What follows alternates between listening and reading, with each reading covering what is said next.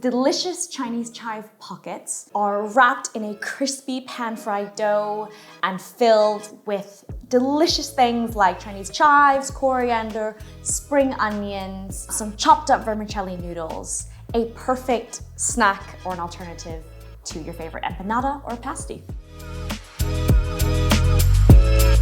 Hi everyone, my name is Emma. Welcome back to Flavour Fridays. I'm gonna head straight into making the dough for our Chinese chive pockets. So what this is basically a pan-fried empanada, kind of the Chinese version of it. It's kind of a filled and stuffed flatbread. So we're going to make a very, very simple dough. I've just got some plain flour here. I'm going to season it with a little bit of salt.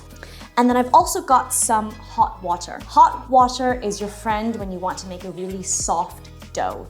It helps almost cook off some of the gluten in the flour. So I'm just going to mix together the flour and the salt, create a small well in the middle of the bowl, and then add in the water just enough till it forms a nice smooth dough.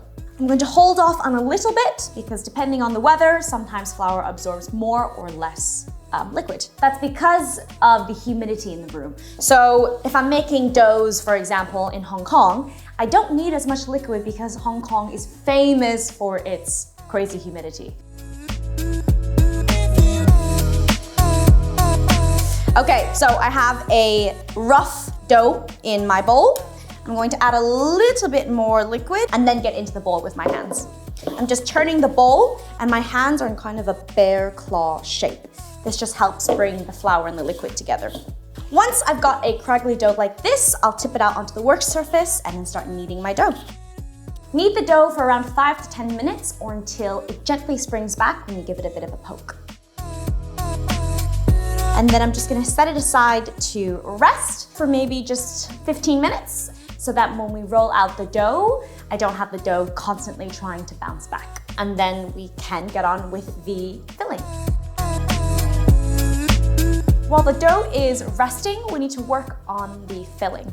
So there are a few different ingredients in the filling. There are some vermicelli noodles. You could use either mung bean vermicelli noodles or rice vermicelli noodles. I'm just going to soak them in some hot water. We can also chop up our fresh vegetables.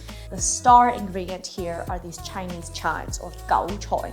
If you can't find this, you could just mix spring onions with normal chives. So I'm going to finely chop some Chinese chives, spring onion,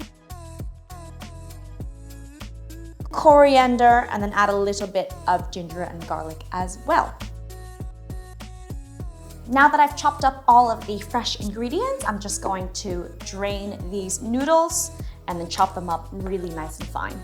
So these Chinese chive pockets, or in Chinese you call them 韭菜盒子, are a very popular street food. So 韭菜 is the Chinese chive, and then 盒子 is like a pocket or a box. So it's literally a chive pocket or box. So now that this part of the filling is done, we also need to add some scrambled eggs into the filling. These are very simple scrambled eggs, not a French omelet or like a Japanese or yakadon like I've done before, just very simple, almost hard scrambled eggs. So I'm just gonna crack some eggs.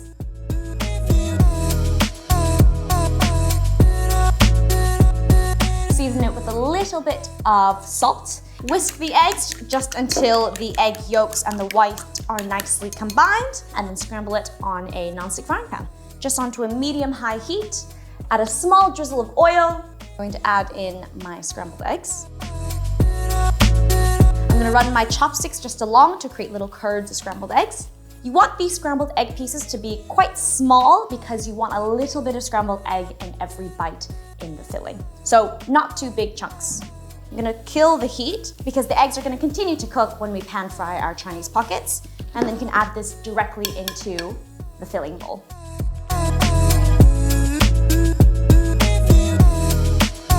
So last but not least, season the filling.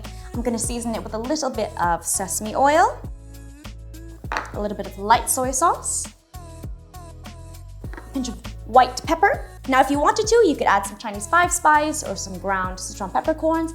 I'm going to keep this quite plain because I really want those Chinese chives to be the star.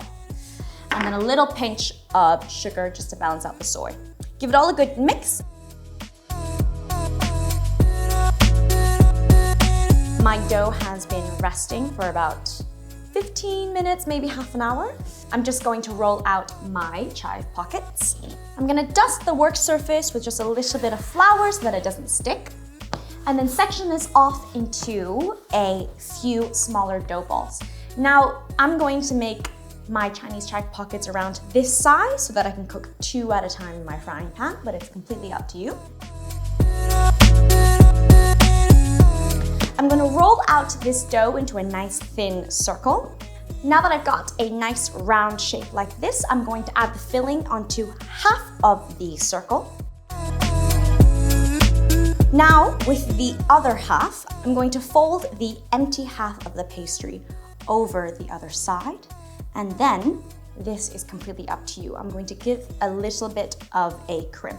Slowly pull one over the other. It forms a nice edge. So in the end, you have a beautiful little cute pocket just like this. Continue on with the rest of your dough and your filling. Now that I have shaped my Chinese chive pockets, I'm going to pan fry them.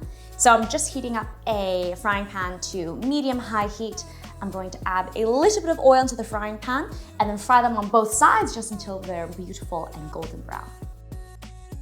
So now that it's nice and golden brown, and you can check just by lifting your spatula and checking underneath, I'm going to flip it very carefully. A few more minutes just until it's nice and golden brown on the other side. Now that it's beautiful and golden brown on both sides, I'm gonna pop them onto a plate and then continue cooking the rest of my Chinese chive pockets. You can keep them fresh underneath some foil or in an airtight container, and they'll actually keep for quite a few days. I've just whipped together a small dipping sauce that I like to make for things like Chinese chive pockets or even dumplings, and that's just equal parts vinegar, soy sauce, and then your favorite chili oil. So now, while they're still piping hot, it's time to taste test.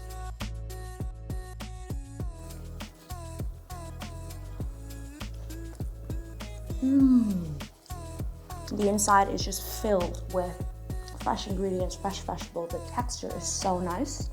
Let me know in the comments below what your favorite flatbread or Chinese chive pocket lookalike is, and let me see if I can try making it maybe in some future videos.